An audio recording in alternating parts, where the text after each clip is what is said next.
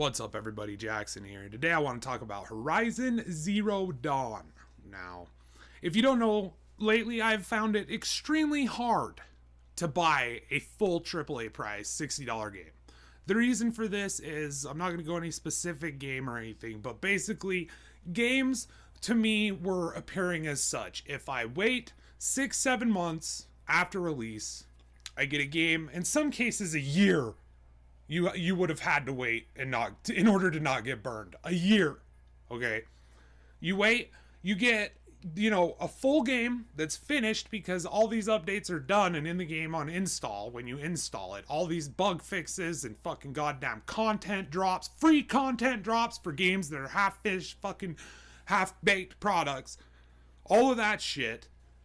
You get the game finished and you get it for cheaper. Okay? So I haven't really been keeping an eye on games because I see games and I'm like, ooh, I kind of want that. Horizon Zero Dawn was one of those. But I still, I curb my enthusiasm. I'm like, nope, don't fucking get excited. I'm not feeling hype. I'm not letting hype get into my fucking... The only way I'm feeling hype is if I see a sale on a game I wanted, like when I saw Metal Gear Solid 5 with all the fucking DLC, all the content for, $25. Bam. That's my hype. That's my current hype, because this industry has taught me that as a smart, intelligent consumer, that should be my hype. That should be where my hype is, because new games are often broken and they don't work and they fucking hard crash. They're missing stuff. It's just bullshit, right? Horizon Zero Dawn, I wanted, but I still wasn't going to get. I wasn't going to get it. My buddy Aristotle sent me a message that was like, kind of fucking threw me on the other side of the fence a little bit on, I should just get it. He said it's shipping without a season pass. That's fucking crazy to me. That's fucking nuts to me. In the world that we live in, that a video game is actually coming out that doesn't have a season pass, even good games that don't fuck you have season passes nowadays, right? But, so that put me a little bit more on that side of the fence, and eventually I was like, okay, I'm going to wait for a couple reviews, and then I'll get it. So I waited for fucking ACG Carrick's review, and I waited for Jim Sterling's review. And I watched Jim Sterling's impressions video after he did, the glitch video or whatever. And then I read his actual review on his website, and I was like, okay. And I felt confident enough to pick up the game. And so, going through this game was a fucking pleasure. Alright, the minute-to-minute gameplay is just amazing. I'm going to get into that later. But there were a few things that bothered me. I'm going to start with them because they're few. I'm grasping at straws here. Okay? The things that bothered me and the things that just kind of fucking, made me feel annoyed with the game for a minute. And even then, they didn't hinder my enjoyment because I'm enjoying every second of it and I'm still playing it, so... But I have finished the main story. But I'm not going to get into story shit here. I'm not going to spoil anything here at all. At all. There'll be no spoilers in this video. So, anyway, let's get into my critiques. However few they may be, however nitpicky they may be, whatever. Let's get into those. For starters, I think it would have been a little cooler if I was able to develop Aloy's look a little more and customize it through a more intricate crafting system, allowing me to craft headpieces, chest pieces, gloves, pants, boots, and I feel like I would have been more connected with this character. I see what they were going with these preset armor pieces. They give you stats, plus, they can be modified through, which is very interesting to collect those modifications, see what they do, and add them in. But at the end of the day, I feel like a more personal connection would have been made with Aloy to the player if they had been able to kind of customize her look a little bit more instead of these preset armor looks, but be able to, develop her character a little bit more through some more customization. Also, speaking of crafting, I'd be lying if I didn't say that I found it incredibly annoying and frustrating that I had to hunt down innocuous creatures that did nothing but run away from me the entire time in order to get mats to expand my inventory space. In a world that they had built, the last thing I wanted to do was run through the woods fighting foxes, boars, and fishes.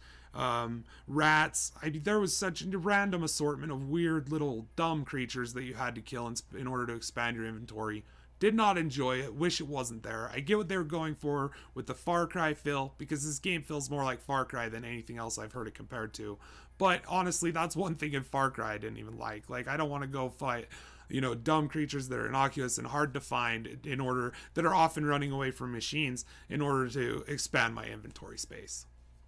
With that in mind, I gotta say, I found it incredibly annoying also that at the end of the game, I was still scrambling to free up inventory space for things that I wanted to keep, things that I had picked up that I wanted to keep. I feel like that's a problem in this game, but not a huge problem to the point where it ruins your enjoyment. But I feel like at the end game, your inventory should just be set up in a way that you can, it's no longer a problem for you whether or not you want to pick up something or not, as long as you visit a vendor every once in a while.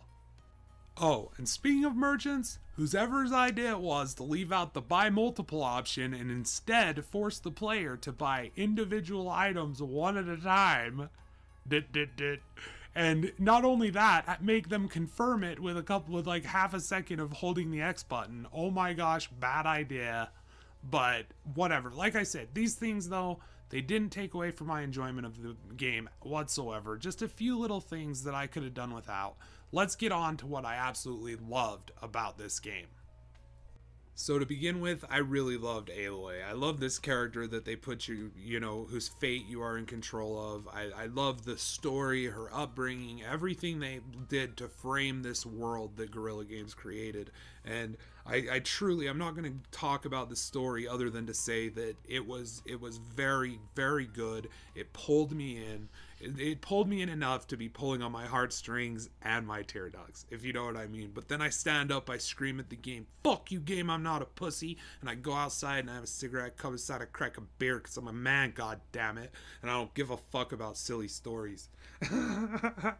No, but other than that, like the map, which really, compared to other games, other RPGs, it's not the biggest, it's not the most grand in scale, but what they've been able to fit into this world with verticality, the cauldrons, not only that, this the hundreds of activities you can do.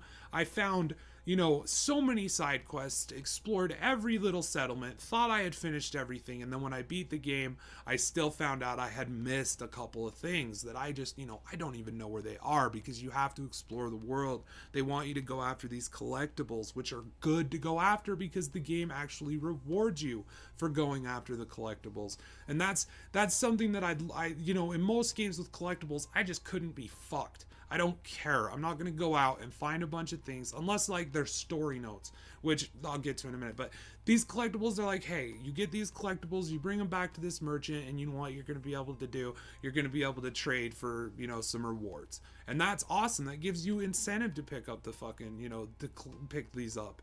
And, then there's collectible notes that are very awesome. They detail the story, they set the stage for it, and listening to all of the ones that I personally could find, I would like to find them all at some point because they were all interesting. All the ones that I was able to read were very interesting, kind of just built on the world. And that was a great thing that this game did that other games just seem to miss, is when you add little things like that, just text that's there for the player if the player wants to read it or not, whatever. The player who wants to read it is going to read it, and it's going to enhance their experience a lot. They're going to be able to, suspend belief and envelop themselves more in this world than they would otherwise if it just all feels routine and some, I guess you could say more action style RPGs where they throw the RPG on there, but really it's an action game, you know what I mean?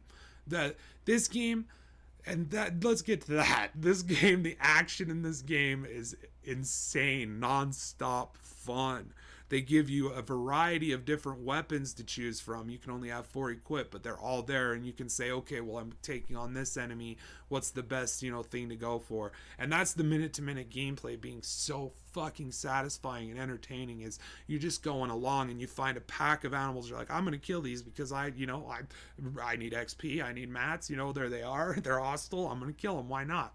Make this area a little safer for the people who, may come through here. And so you'll start doing that, but that will lead to something bigger and something grander, and eventually you're just fighting these giant machines that feel like Monster Hunter in a huge big bad way, where you you're encouraged by the game to pick them apart literally piece by piece. You're encouraged and rewarded for it, and it's very satisfying in the end when you're able to do it and pull it off and complete it. And that's the at the core of this, the minute to minute gameplay, the hundreds of activities to take place in, like these cauldrons, which allow you to hack other machines. These cauldrons are so fun. They pull you in. They're very fucking they're very cool, atmospheric things. And like, to me personally, I had a Destiny vibe through a couple of them, like hardcore Destiny vibe. And it's just fucking cool because the world that they created complements itself visually at every fucking turn. Every turn you see something that builds on this world in this post-apocalyptic future, that expands on it and slowly unveils itself to you in a very fucking perfect, slow drip kind of way that leads to a giant fucking, finale that's, still got a little surprise ending at the end. And for all of those reasons, I would recommend Horizon Zero Dawn to anyone asking me. I would say whatever price you pay, it's worth it. I mean, up within reason. Obviously, fucking day one retail would be fine. Don't go buying it on the black market for hundreds of dollars and say, hey, fuck you, Jax. I don't think you'll have to worry about that, though. Just fucking buy it digitally, man. Calm down. Anyway, it's worth what I paid for it. And it's the type of game that you play and you're like, this is a tragedy. It's a tragedy because console exclusives kind of suck. It's sad that only people who own PlayStation can play this game. Because it is such a good game. And that's the kind of bittersweet with exclusives. We understand why they exist.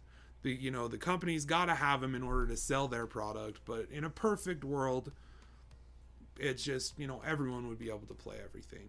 And it would just be, about the games and the art and not so much about the money. But we need money. So I understand why they did it. I get it, but it's, at the same time, it's just shitty. But this is a console selling exclusive. This game is good enough that it justifies my purchase of the, by itself. Okay. Now that's a bold statement. This doesn't justify it by itself, but you add like Bloodborne, other sorts of exclusives that I've enjoyed, and yeah, it adds up. But either way, I just gotta say, Horizon Zero Dawn, worth the money. Worth the time. Over 70 hours it took me to beat the game, and that's not including all the times I died where I just lost, like 10, 15 minutes of combat. That happened a lot because I played through on very hard. Not counting that, over 70 hours into the game, still missed some stuff. Still didn't go hunt down all the collectibles, still didn't fill out the map, still didn't do all the cauldrons, still didn't do, tons of shit still that I have to go look forward to in this game. But I just, I did all of the side quests. I swore I kept stopping myself, but I hit this point in the main story where I couldn't stop. It was beyond me. I was not giving a fuck about anything other than the main story at that point. So I recommend, if you're playing this, earlier on, before it grabs you by the tongue and the throat and pulls you to the end, take your time, go look around, because there's for sure, I know of 2 side quests that I missed, and there might be more. So anyway, guys, those are my thoughts on Horizon Zero Dawn. Hope you enjoy this. I got a video coming out within a few days on the new No Man's Sky update. I actually played it for an hour the other night and fucking tested out the vehicles and shit. I got a lot to say, but I'm not going to taint this video with that. But I got a lot of good to say too. So it's going to take a minute. I want to go and play the game a little bit more, and then I'm going to have that coming up. I hope you guys enjoyed this. Thanks for staying. Thanks for watching. Fucking love you guys. Till next time, keep being awesome. Stay safe. Keep kicking ass. And fuck all the haters and all the non-believers. Fuck them all. Huh, huh. Chuck. Fuck them.